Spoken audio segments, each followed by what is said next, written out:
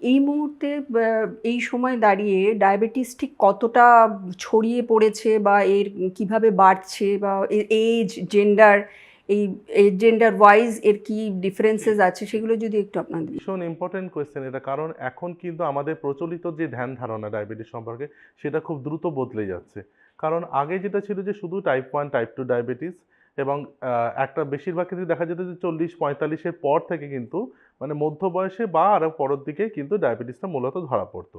কিন্তু আজকের দিনে আমাদের যে র্যাপিড লাইফস্টাইল চেঞ্জ, এই যে প্রচণ্ড ফাস্ট একটা লাইফ, আমরা প্রচণ্ড অ্যাডাল্টারেটেড ফুড খাচ্ছি, ফাস্ট ফুড খাচ্ছি, এবং আমাদের স্লিপ সাইকেলটা ভীষণ উল্টোপাল্টা হয়ে গেছে, প্রচণ্ড বেশি স্ট্রেস, ওয়ার্ক লাইফ স্ট্রেস, সব কিছু মিলিয়ে কিন্তু ডায়াবেটিস আরও নতুন নতুনভাবে দেখা দিচ্ছে। এবং সবথেকে বেশি কথা, বড় কথা হচ্ছে এই যে বয়সের যে ব্যাপারটা আস্তে আস্তে কিন্তু অনেকটা ছড়িয়ে যাচ্ছে, মানে আরও অনেক কম বয়স। এই মুহূর্তে নতুন কেস হওয়ার সংখ্যা কিন্তু সারপ্রাইজিংলি কলেজ গোয়িং মেয়েদের মধ্যে সবচেয়ে বেশি দেখা যাচ্ছে।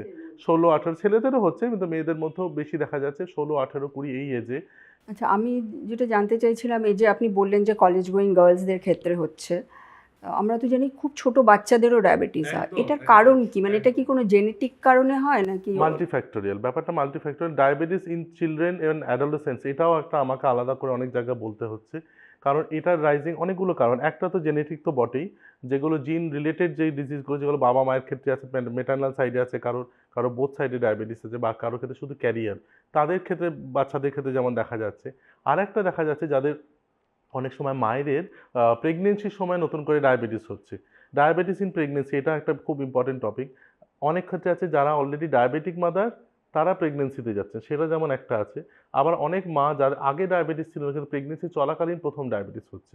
এই দুটো ক্ষেত্রেই কিন্তু তার এফেক্টটা যদি ঠিকঠাক ট্রিটমেন্ট না হয়, তার এফেক্ট কিন্তু বাচ্চাদের মধ্যে পড়ছে।